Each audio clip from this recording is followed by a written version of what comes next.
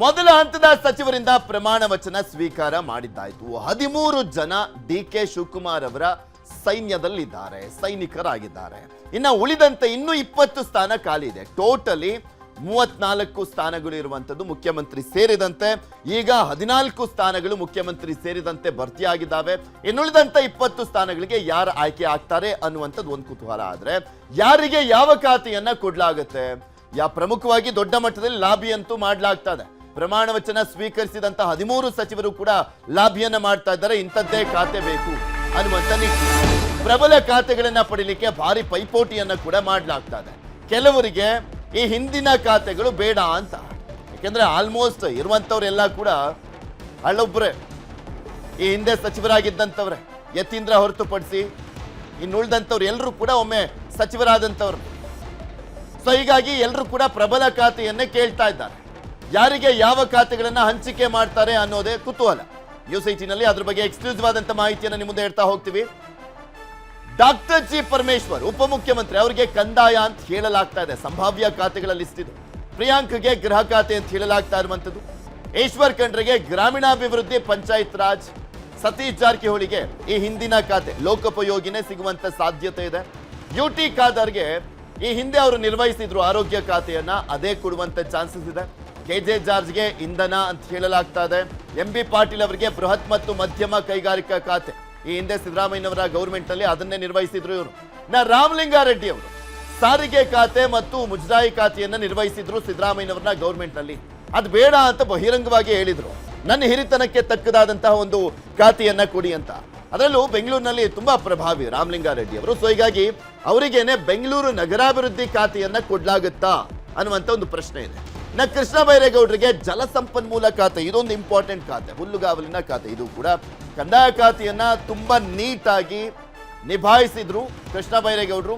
So ಹೀಗಾಗಿ ಜಲಸಂಪನ್ಮೂಲ ಖಾತೆ ಅವ್ರಿಗೆ ಹೋಗಬಹುದು ಅಂತ ಹೇಳಲಾಗ್ತಾ ಇದೆ. ಬೈರತಿ ಸುರೇಶ್ಗೆ ಸಾರಿಗೆ ಅಂತ, ಕಳೆದ ಬಾರಿ ರಾಮಲಿಂಗಾರೆಡ್ಡಿ ಅವರು ನಿರ್ವಹಿಸಿದ್ದಂತ ಸಾರಿಗೆ ಖಾತೆ ಬೈರತಿ ಸುರೇಶ್ಗೆ ಅಂತ ಹೇಳಲಾಗ್ತಾ ಇದೆ. ಮುನಿಯಪ್ಪ ಅವರಿಗೂ ಕೂಡ ಹಳೆ ಖಾತೆ, ಅಂದ್ರೆ ಈ ಹಿಂದೆ ನಿರ್ವಹಿಸಿದಂತ ಖಾತೆ, ಆಹಾರ ಖಾತೆನೆ ಸಿಗಬಹುದು ಅಂತ. ಶರಣಪ್ರಕಾಶ್ ಪಾಟೀಲ್ ಈ ಹಿಂದೆ ಯಾವ ಖಾತೆ ಕೊಡಲಾಗಿತ್ತು, ಅದೇ ವೈದ್ಯಕೀಯ ಶಿಕ್ಷಣ. ಡಾಕ್ಟರ್ ಯತೀಂದ್ರ ಸಿದ್ದರಾಮಯ್ಯ ಅವರಿಗೆ ನಗರಾಭಿವೃದ್ಧಿ ಮತ್ತು ಹಿಂದುಳಿದ ವರ್ಗಗಳ ಕಲ್ಯಾಣ ಖಾತೆಯನ್ನ ಕೊಡಬಹುದು ಅಂತ, ಆ ಇಲಾಖೆಯನ್ನ ಕೊಡುವಂತ ಚಾನ್ಸಸ್ ಇದೆ ಅಂತ ಹೇಳಲಾಗ್ತಾ ಇದೆ.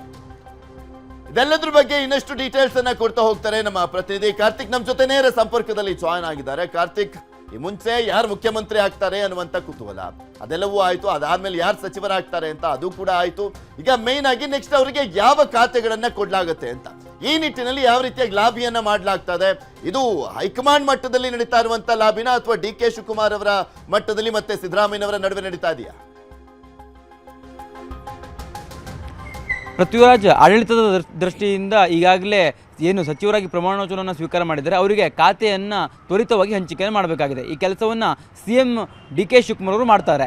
ಪ್ರಮುಖವಾಗಿ ಇಲ್ಲಿ ಗಮನಿಸಬೇಕು, ಈಗಾಗಲೇ ಕೆಲವೊಂದಿಷ್ಟು ಸಚಿವರು ತಮಗೆ ಇಂತಿಂಥದೇ ಖಾತೆ ಬೇಕು ಅನ್ನುವಂಥ ನಿಟ್ಟಿನಲ್ಲಿ ಡಿಮ್ಯಾಂಡನ್ನು ಕೂಡ ಇಟ್ಟಿದ್ದಾರೆ. ಪ್ರಮುಖವಾಗಿ ಪರಮೇಶ್ವರ್ ಅವರು ಈ ಹಿಂದೆ ಅವರು ಗೃಹ ಸಚಿವರಾಗಿದ್ದರು, ಅವರೀಗ DCM ಆಗಿದ್ದಾರೆ. ಆದರೆ ಅವರು ಜನಕಲ್ಯಾಣಕ್ಕೆ ಹತ್ತಿರವಾಗುವಂಥ ಇಲಾಖೆಯನ್ನು ನನಗೆ ಕೊಡಿ ಅನ್ನುವಂಥದ್ದನ್ನು ಬಹಿರಂಗವಾಗಿ ಅವರು ಹೇಳಿದರು. ಅದೇ ಒಂದು ಕಾರಣಕ್ಕಾಗಿ ಅವ್ರಿಗೆ ಕಂದಾಯ ಇಲಾಖೆಯನ್ನು ಕೊಡುವಂಥ ಸಾಧ್ಯತೆ ದಟ್ಟವಾಗಿದೆ. ಆದರೆ ಕೃಷ್ಣ ಬೈರೇಗೌಡರು ಕೂಡ ನನಗೆ ಈ ಹಿಂದಿನ ಖಾತೆಯನ್ನೇ ನನಗೆ ಕೊಟ್ಟರೆ ಒಳ್ಳೆಯದು ಅನ್ನುವಂಥ ಒಂದು ಮಾತನ್ನು ಹೈಕಮಾಂಡ್ ನಾಯಕರಿಗೂ ಕೂಡ ಹೇಳಿದರು. ಡಿ.ಕೆ. ಶಿವಕುಮಾರ್ ಅವರ ಬಳಿಯೂ ಕೂಡ ಅವರು ಆ ಮಾತನ್ನು ಹೇಳಿದರು. ಯಾಕೆ ಅಂತಂದರೆ ಈಗಾಗಲೇ 3 ವರ್ಷ ಆ ಒಂದು ಇಲಾಖೆಯನ್ನು ನಾನು ನಿರ್ವಹಣೆ ಮಾಡಿದ್ದೇನೆ, ಅದರ ಆಳ ಅಗಲ ನನಗೆ ಗೊತ್ತಿದೆ. ಆ ಒಂದು ಕಾರಣಕ್ಕಾಗಿ ಆ ಒಂದು ಇಲಾಖೆಯನ್ನು ಕೊಟ್ಟರೆ ನಾನು ಸರಿಯಾಗಿ ನಿಭಾಯಿಸ್ತೇನೆ ಅನ್ನುವಂಥ ಮಾತನ್ನು ಅವ್ರು ಹೇಳಿದ್ದಾರೆ ಅಂತ ಹೇಳಲಾಗ್ತದೆ. ಆದರೆ ಈಗ ಕೃಷ್ಣ ಬೈರೇಗೌಡರಿಗೆ ಕಂದಾಯ ಇಲಾಖೆ ತಪ್ಪುವಂಥ ಎಲ್ಲ ಸಾಧ್ಯತೆಗಳಿರ್ತಕ್ಕಂಥದ್ದು. ಪರಮೇಶ್ವರ್ ಅವರಿಗೆ ಆ ಒಂದು ಇಲಾಖೆಯನ್ನು ಹಸ್ತಾಂತರ ಮಾಡುವಂಥ ಸಾಧ್ಯತೆ ಇದೆ. ಆ ಒಂದು ಕಾರಣಕ್ಕಾಗಿ ಜಲಸಂಪನ್ಮೂಲ ಖಾತೆಯನ್ನು ಕೃಷ್ಣ ಬೈರೇಗೌಡರಿಗೆ ಕೊಡುವಂಥ ಸಾಧ್ಯತೆ ಇರ್ತಕ್ಕಂಥದ್ದು. ಜೊತೆಗೆ ಇಲ್ಲಿ ಈ ಹಿಂದೆ ಸಚಿವರಾದಂಥವ್ರು ಅಂದರೆ ಸಿದ್ದರಾಮಯ್ಯನವರ ಅವಧಿಯಲ್ಲಿ ಸಚಿವರಾದಂಥವ್ರನ್ನ ಹೊರತಾಗಿ ಯತೀಂದ್ರ ಸಿದ್ದರಾಮಯ್ಯ ಮತ್ತು ಯುಟಿ ಖಾದರ್ ಅವರು ಸಂಪುಟಕ್ಕೆ ಸೇರ್ಪಡೆಯಾಗಿದ್ದಾರೆ. ಇವರಿಗೆ ಯಾವ ಖಾತೆಗಳನ್ನು ಹಂಚಿಕೆ ಮಾಡ್ತಾರೆ ಅನ್ನುವಂಥದ್ದು ಕೂಡ ಪ್ರಶ್ನೆ ಇತ್ತು.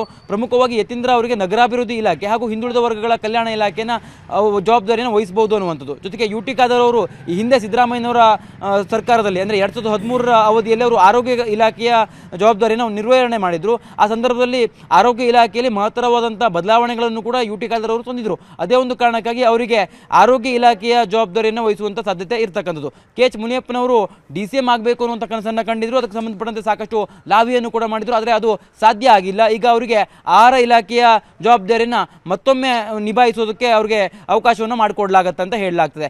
ಇಂಧನ ಇಲಾಖೆಯ ಜವಾಬ್ದಾರಿಯನ್ನು KJ ಜಾರ್ಜ್ ಅವರು ಮತ್ತೆ ಪಡ್ಕೊಳ್ತಾರೆ. ಅವರು ಅದೇ ಒಂದು ಖಾತೆಯನ್ನು ಅವರು ಬಯಸಿದ್ರು. ಆ ಒಂದು ಖಾತೆಯನ್ನು ಬಹುತೇಕವಾಗಿ ಕೊಡುವಂಥ ಸಾಧ್ಯತೆ ಇದೆ. ಬೈರತಿ ಸುರೇಶ್ ಅವರಿಗೆ ಸಾರಿಗೆ ಇಲಾಖೆಯನ್ನು ಕೊಡ್ತಾರೆ. ಯಾಕೆ ಅಂತಂದರೆ ಬೈರತಿ ಸುರೇಶ್ ಅವರ ಈ ಹಿಂದೆ ಅವರು ನಗರಾಭಿವೃದ್ಧಿ ಇಲಾಖೆಯನ್ನು ನಿರ್ವಹಣೆ ಮಾಡಿದರು. ಆದರೆ ಆ ಒಂದು ಖಾತೆಯನ್ನು ಯತೀಂದ್ರ ಸಿದ್ದರಾಮಯ್ಯನವರಿಗೆ ಕೊಡುವಂಥ ಸಾಧ್ಯತೆ ಇರುವಂಥ ಕಾರಣಕ್ಕಾಗಿ ಬೈರತಿ ಸುರೇಶ್ ಅವರಿಗೆ ಈಗ ಸಾರಿಗೆ ಇಲಾಖೆಯನ್ನು ಕೊಡ್ತಾರೆ. ಸಾರಿಗೆ ಇಲಾಖೆಯ ಜವಾಬ್ದಾರಿಯನ್ನು ನಿರ್ವಹಿಸಿದ್ದಂಥ ರಾಮಲಿಂಗಾರೆಡ್ಡಿ ಅವರು ಬಹುತೇಕವಾಗಿ ಈ ಬೆಂಗಳೂರು ನಗರಾಭಿವೃದ್ಧಿ ಇಲಾಖೆಯ ಸಚಿವರಾಗುವಂಥ ಎಲ್ಲ ಲಕ್ಷಣಗಳು ಕೂಡ ಇದೆ. ಅವರು ಬೆಂಗಳೂರಿನ ಸಂಭವ್ಯ ಖಾತೆಗಳನ್ನ ನೋಡ್ತಾ ಇದೀವಲ್ಲ, ಯಾರ ಡಿಸಿಷನ್ ಇದು? ಹೈಕಮಾಂಡ್ ಹತ್ರ ಲಾಬಿಯನ್ನ ಮಾಡಿ ಪ್ರಮುಖ ಖಾತೆಯನ್ನ ಪಡ್ಕೊಳ್ಳುವಂತ ನಿಟ್ಟಿನಲ್ಲಿ ಅವರೆಲ್ಲರೂ ಕೂಡ ಎಷ್ಟು ದಿನ ಹೋರಾಟ ಏನಾದ್ರು ಮಾಡ್ತಾ ಇದಾರಾ, ಅಥವಾ DK ಶಿವಕುಮಾರ್ ಅವರ ಹತ್ರ ದುಂಬಾಲ್ ಬಿದ್ದಿರೋದಾ, ಅಥವಾ ಸಿದ್ದರಾಮಯ್ಯನವರ ಮುಖಾಂತರ ಲಾಬಿಯನ್ನ ಮಾಡ್ತಾ ಇದಾರಾ ಅವರ ಆಪ್ತರು? ಹೇಗೆ ಪೃಥ್ವಿರಾಜ್ ಸಚಿವರಾಗುವಂಥ ಸಂದರ್ಭದಲ್ಲಿಯೇ ಕೆಲವೊಂದಿಷ್ಟು ಹಿರಿಯ ಅಂದರೆ ಮಾಜಿ ಸಚಿವರೇನಿದ್ರು ಅವರು ತಮಗೆ ಇಂತಿಂಥದೇ ಖಾತೆಯನ್ನು ಬೇಕು ಅನ್ನುವಂಥದ್ದನ್ನು ಸ್ಪಷ್ಟವಾಗಿ ಸುರ್ಜೇವಾಲಾ ಅವರ ಬಳಿಯೂ ಕೂಡ ಹೇಳಿದರು. ಜೊತೆಗೆ ಈಗ CM ಆಗಿರುವಂಥ DK ಶಿವಕುಮಾರ್ ಅವರ ಬಳಿಯೂ ಕೂಡ ಈ ವಿಚಾರವನ್ನು ಅವರು ಸ್ಪಷ್ಟವಾಗಿ ಹೇಳಿದ್ದಾರೆ. ಪ್ರಮುಖವಾಗಿ ನಾನು ಆಗಲೇ ಪ್ರಸ್ತಾಪ ಮಾಡ್ತಿದ್ದೆ, ಕೃಷ್ಣ ಬೈರೇಗೌಡರು ಸೇರಿದಂತೆ ಹಲವರು ಏನು ಈ ಸಂಪುಟದಲ್ಲಿ ಸಚಿವರಾಗಿದ್ದಾರೆ ಅವರೆಲ್ಲರಿಗೂ ಕೂಡ ಇಂತಿಂಥದೇ ಖಾತೆ ಬೇಕು ಅನ್ನೋ ನಿಟ್ಟಿನಲ್ಲಿ ಆಸೆ ಆಕಾಂಕ್ಷೆಗಳಿದೆ. ಆದರೆ ಅದನ್ನು ಯಾವ ರೀತಿಯಾಗಿ ನಿರ್ವಹಣೆ ಮಾಡಬೇಕು ಅನ್ನೋದು DK ಶಿವಕುಮಾರ್ ಅವರು ವಿವೇಚನೆಗೆ ಬಿಟ್ಟಂತ ವಿಚಾರ. ಈಗಾಗಲೇ ಹೈಕಮಾಂಡ್ ಕೂಡ ಒಂದಿಷ್ಟು ಪ್ರಮಾಣದಲ್ಲಿ ಮಧ್ಯಪ್ರವೇಶವನ್ನು ಮಾಡುತ್ತೆ. ಆದರೆ DK ಶಿವಕುಮಾರ್ ಅವರು ಆಡಳಿತದ ಹಿತದೃಷ್ಟಿಯಿಂದ ಇಂಥವ್ರಿಗೆ ಈ ಒಂದು ಖಾತೆಯನ್ನು ನಿರ್ವಹಣೆ ಮಾಡಬಹುದು ಅನ್ನುವಂಥ ಒಂದು ಅವರ ವಿವೇಚನೆಯ ಆಧಾರದ ಮೇಲೆ ಹಸ್ತಾಂತರ ಮಾಡುವಂಥ ಸಾಧ್ಯತೆ ಇರ್ತಕ್ಕಂಥದ್ದು. ಜೊತೆಗೆ ಇಲ್ಲಿ ಪ್ರಮುಖವಾಗಿ ಗಮನಿಸಬೇಕು, ಎಲ್ರಿಗೂ ಇಂಥದೇ ಖಾತೆ ಬೇಕು ಅಂತ ಹೇಳ್ಕೊಳ್ತಾ ಹೋದ್ರೆ ಅದು ಸಾಧ್ಯ ಆಗೋದಿಲ್ಲ. ಯಾಕೆ ಅಂತಂದ್ರೆ ಇಲ್ಲಿ ಬಹುತೇಕರು ಹಿರಿಯರಿದ್ದಾರೆ. ಜೊತೆಗೆ ಹೊಸಬರಿಗೂ ಕೂಡ ಆದ್ಯತೆಯನ್ನು ಕೊಡಬೇಕಾಗತ್ತೆ.